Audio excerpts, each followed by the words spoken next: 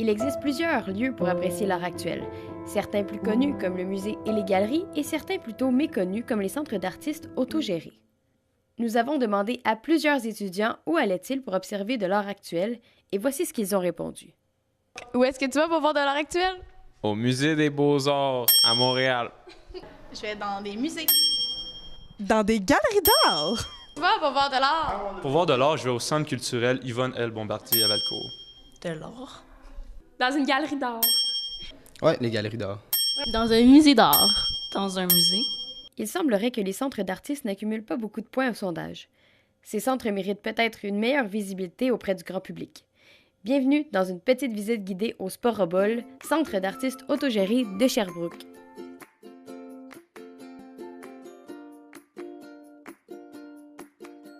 D'abord, comme la majorité de la population ne connaît pas cet endroit, il est important de le démystifier. Un centre d'artistes autogéré se définit comme un espace où plusieurs artistes peuvent produire et diffuser des œuvres tout en partageant leurs connaissances. Ces institutions sont gérées par les artistes eux-mêmes. D'ailleurs, l'endroit offre plusieurs instruments, des espaces de travail et quelques intervenants.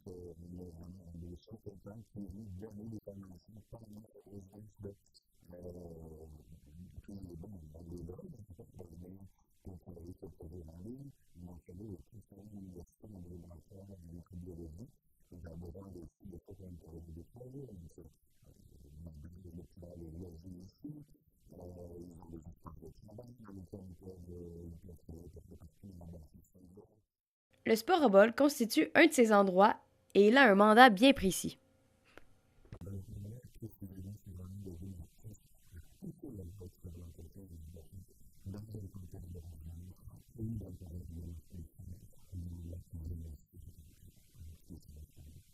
Comme tout autre lieu de diffusion d'art, ce centre a comme objectif de faire connaître un certain type d'art, l'art numérique et sonore. Malheureusement, cette forme d'art est méconnue du public. C'est pourquoi le faire connaître est un des objectifs du Sporobol.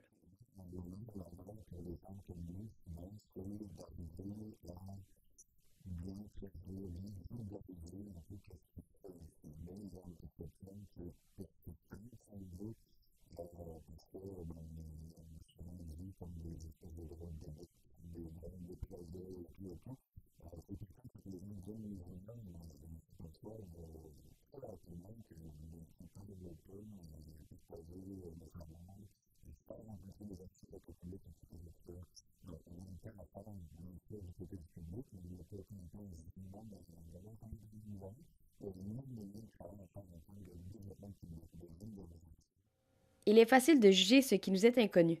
La mission du centre d'artistes est donc de le faire découvrir à tout groupe d'âge confondu. Les endroits comme le Sporobol sont souvent confondus avec les autres lieux d'exposition comme les musées ou les galeries d'art. Ces lieux sont pourtant très différents. Une des caractéristiques qui le différencie est surtout le fait que les artistes peuvent y résider le temps qu'ils veulent pour produire et échanger.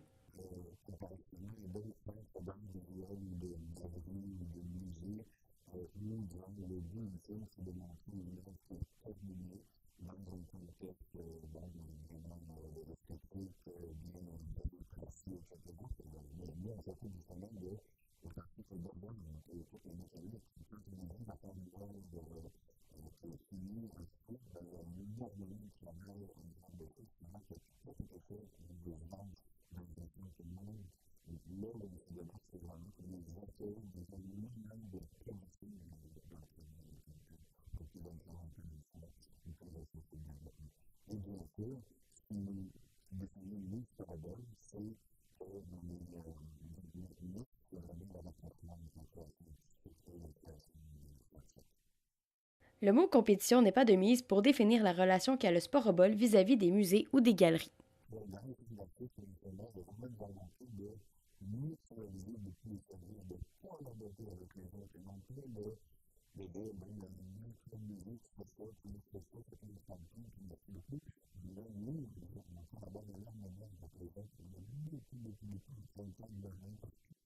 Un autre aspect qui crée une différence avec les musées est la manière avec laquelle les spectateurs reçoivent une œuvre.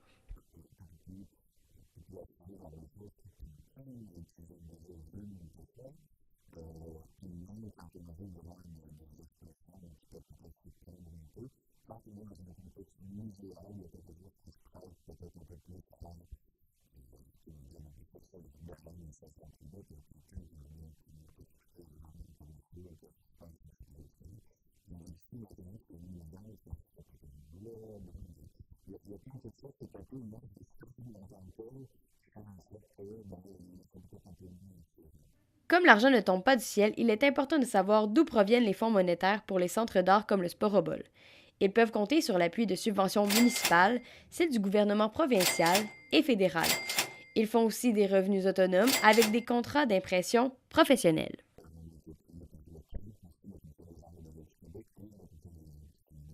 Cependant, ces subventions versées ne représentent que 4% du budget patrimoine canadien. Malgré le fait que c'est une infime partie du budget qui est allouée à ces centres, les acteurs réussissent tout de même à délivrer leur mandat.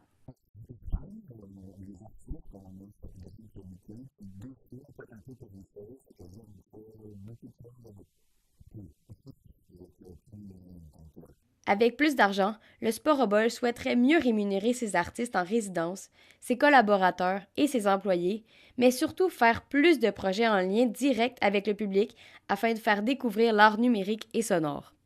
Les projets qui font vivre le Sporobol sont tous plus originaux les uns que les autres. Ces centres d'artistes méritent évidemment une visite afin de démystifier toutes ces incompréhensions. Pour pouvoir apprécier de l'art actuel tout en sortant de votre zone de confort, ne soyez pas timide et allez faire un tour!